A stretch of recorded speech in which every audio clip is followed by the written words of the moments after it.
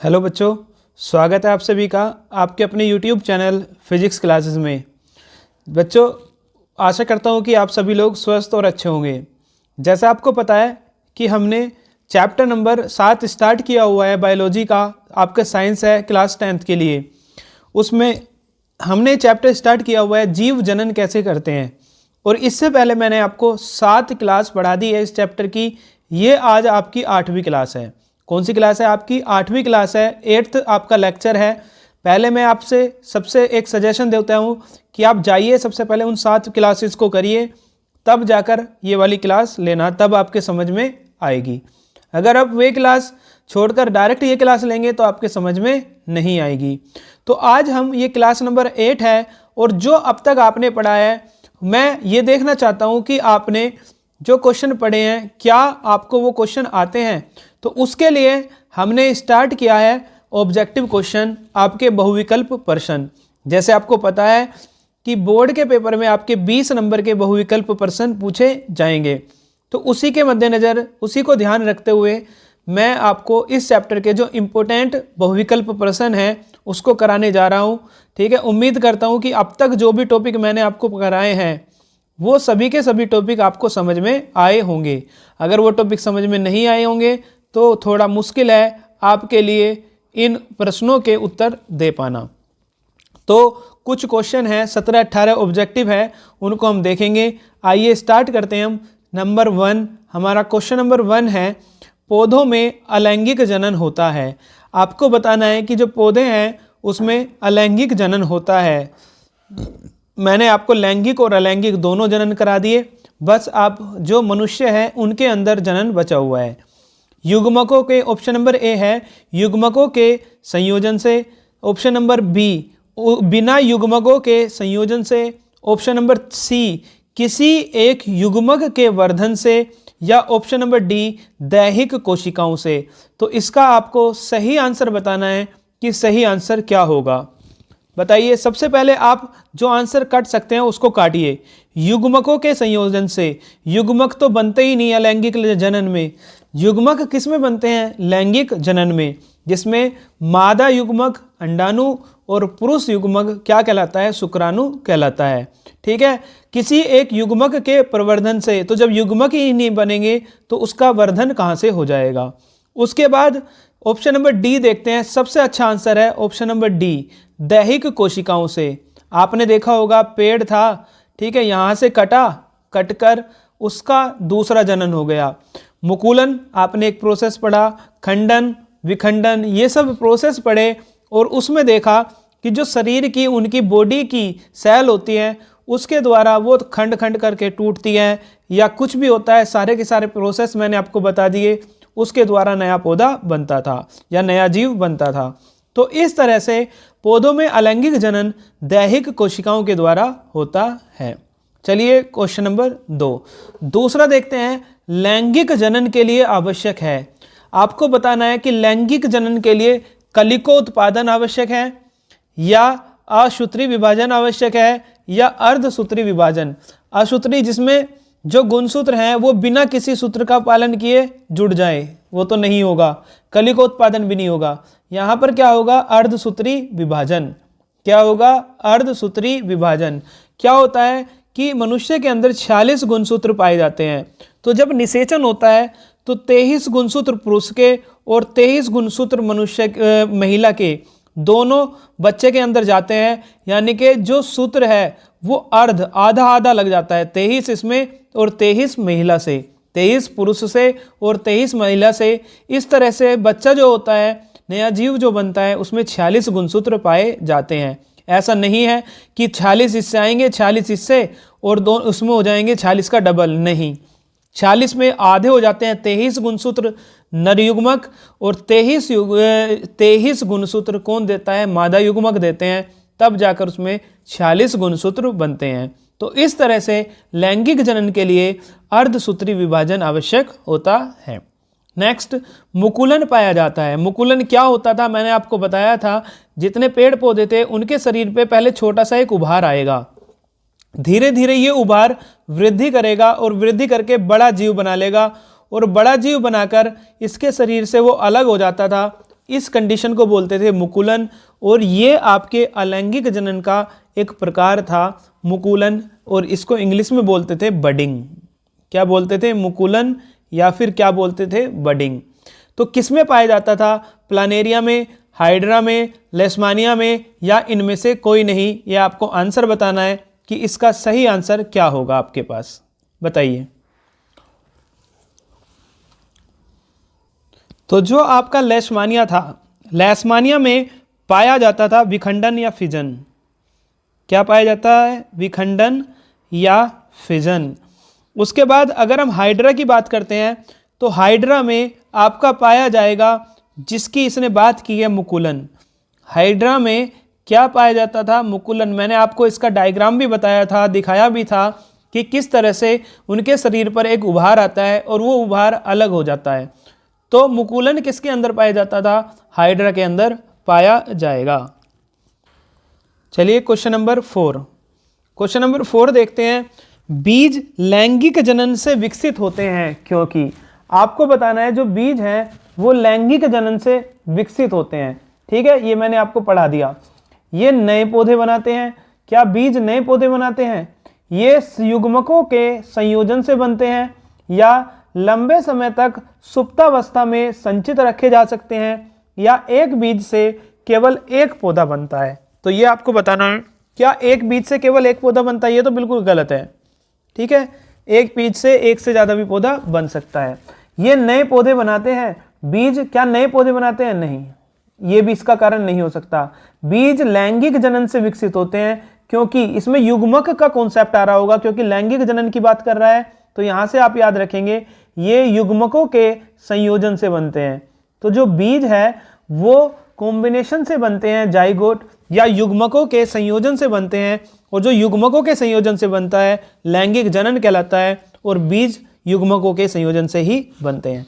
तो इसका सही आंसर है ऑप्शन नंबर बी, युग्मकों के संयोजन से बनते हैं। चलिए देखते हैं next question number 5। Question number 5 क्या कह रहा है? परागकण का परागकोश से वर्तिकाग्र पर पहुंचना कहलाता है। इंपॉर्टेंट है, मैंने आपको बताया है कि परागकण जो होते हैं वो परागकोश से, परागकोश किसका पार्ट होता है? जो फूल है उसके अंदर जो आपका मेल रिप्रोडक्टिव सिस्टम है, नर जनन तंत्र है, उसका भाग होता है, और वर्तिकाग्र किसका सिस्टम होता है? ये मादा का होता है। मैंने आपको डायग्राम में समझाया था इससे पहले वाली क्लास में। तो परागकण का परागकोश से वर्तिकाग्र पर पहुंचना क्या कहलाता है? परागन, या इंग्लिश में इसको बोलते हैं पोलिनेशन। क्या बोलते हैं? पोलिनेशन। ठीक है, क्या बोलते हैं इसको? पोलिनेशन या परागकण। Question number 6। एक पुष्प के परागकण का परागण द्वारा दूसरे पुष्प के वर्तिकाग्र पर पहुंचना क्या कहलाता है? स्वपरागन, परपरागन, वायु परागन या क्लिस्टोगैमी? इनमें से आपको बताना है क्या कहलाता है।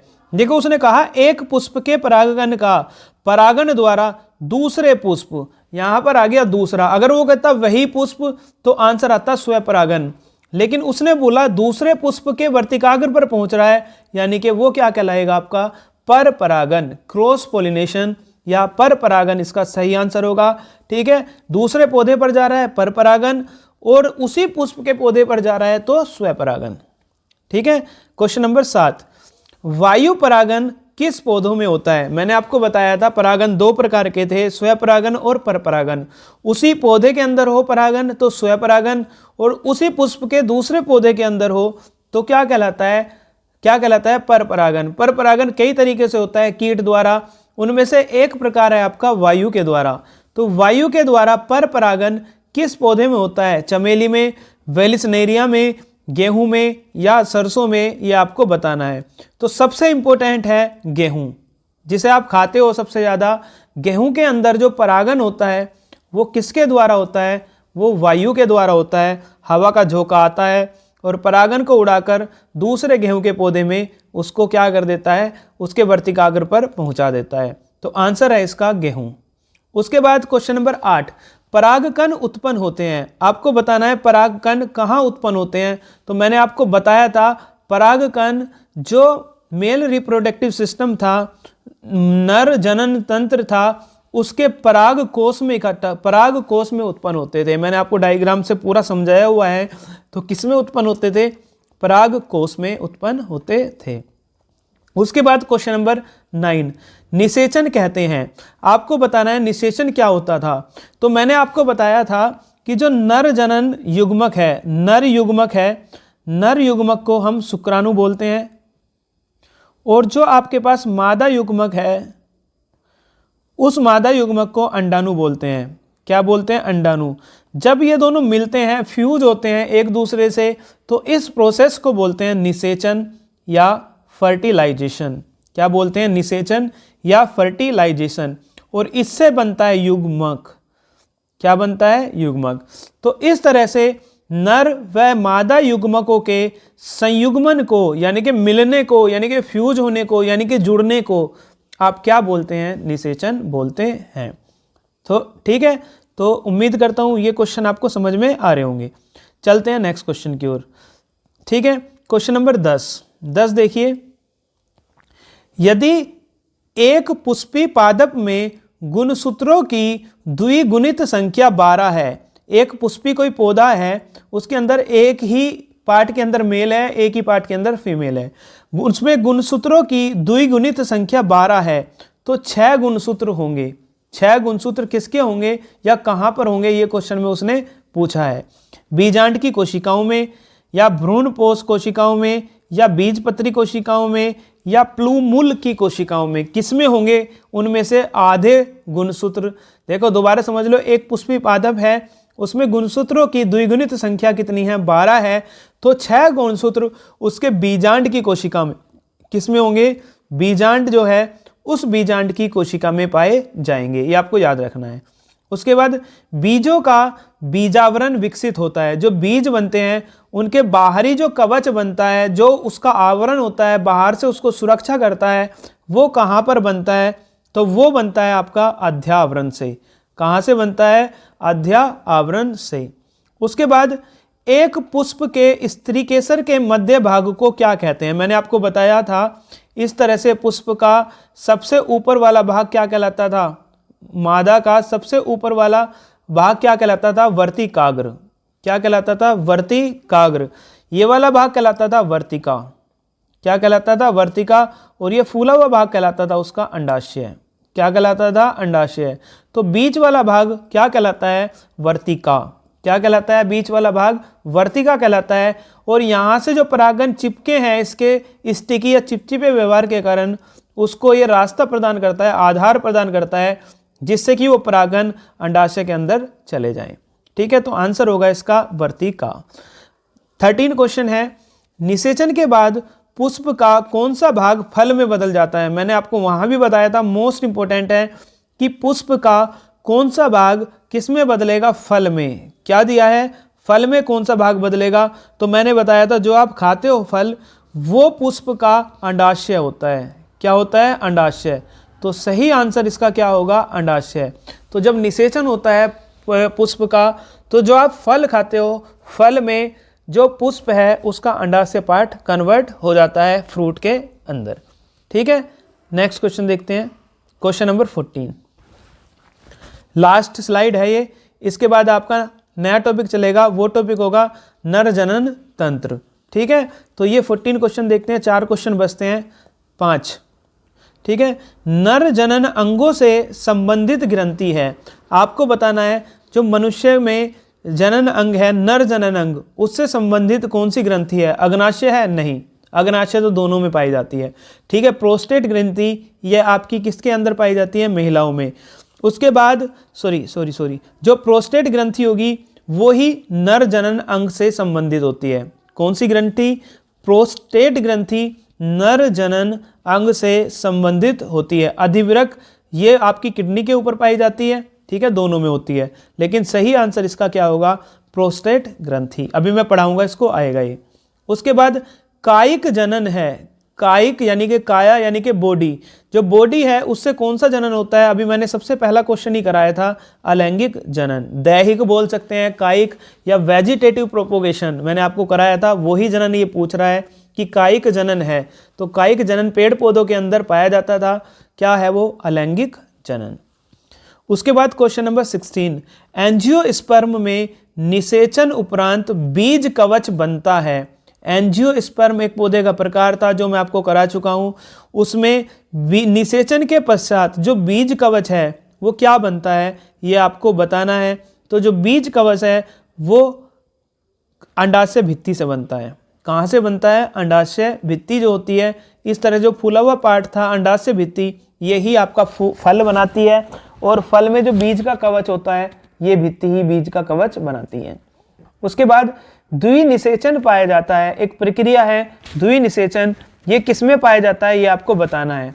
तो जितने भी आवर्त बीजी पौधे होंगे जिसके अंदर क्या पाया जाता है? बीज, वो क्या बनाते हैं? आपके द्विनिषेचन उनके अंदर पाया जाता है। नेक्स्ट क्वेश्चन नंबर 18, निषेचन के दौरान परागन से निकलने वाली पराग नलिका सामान्यतः किसके द्वारा बीजांड में प्रवेश करती है? ये भी मैं आपको समझाया है, बिल्कुल डायग्राम बना के मैंने आपको समझाया है।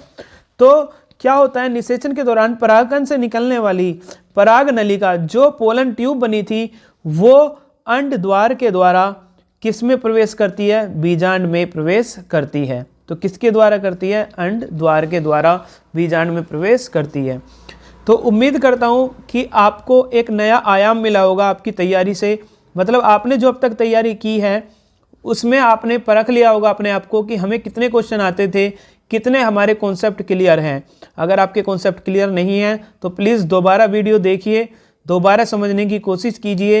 ये YouTube पर पड़ी हुई है, लाइफ टाइम आपके लिए फ्री है, कभी भी आप देख सकते हैं। ठीक है, तो उनको देखिए। अगर फिर भी आपके कोई क्वेश्चन समझ में नहीं आ रहा तो आप मुझसे पूछिए, मैं आपको वो टॉपिक क्लियर करूँगा। आपके मन में कोई भी कन्फ्यूजन नहीं होना चाहिए। इस चैप्टर से केवल 2 टॉपिक बचे हैं, 2 ही दिन की क्लास में वो कंप्लीट हो जाएंगे। अपनी तैयारी को बनाए रखिए। आपके पेपर बहुत जल्द आने वाले हैं, फरवरी के आसपास आपके पेपर होंगे, और फरवरी के आसपास होंगे तो अब तक आपका सिलेबस कंप्लीट हो जाना चाहिए, जिससे कि आपको मॉडल और रिवीजन करने का समय मिल पाए। ठीक है, फिर भी हम कर रहे हैं, कोशिश करता रहूँगा जब तक मैं आपके पेपर आ रहे हैं। तो उम्मीद करता हूँ कि आपको समझ में आ रहा होगा। फिर भी कोई दिक्कत है तो आप मुझसे पूछ सकते हैं, क्वेश्चन को शेयर कर सकते हैं। बस पढ़ना स्टार्ट रखिए, पढ़ना मत त्यागिए। ऐसा नहीं होना चाहिए। अब शादियों का सीज़न भी चलेगा, सर्दी का सीज़न भी चलेगा। ऐसा नहीं होना चाहिए कि आपने पढ़ाई बिल्कुल बंद कर दी। आपको पढ़ते रहना है लगातार। अगर आपको टॉप करना है या अच्छे नंबर लाने हैं 10वीं में, तो आपको लगातार पढ़ते रहना होगा। चलिए फिर इसी पॉजिटिव थॉट के साथ आज हम अपनी क्लास को समाप्त करते हैं। फिर देखेंगे नई क्लास। धन्यवाद। जय हिंद।